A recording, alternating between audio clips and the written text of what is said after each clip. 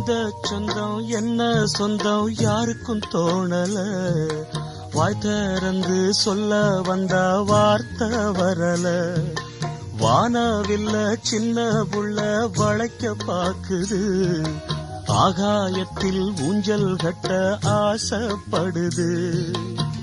சீரகொன்னு முளைக்கும் முன்னே பறக்குது பட்டாம்பூச்சி.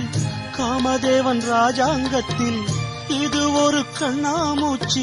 ஆத்துமேட்டில் எழுதி வச்சத அலை அடிச்சது அண்ணாச்சி. சம்சாரம் அது மின்சாரம், சம்சாரம் அது மின்சாரம்.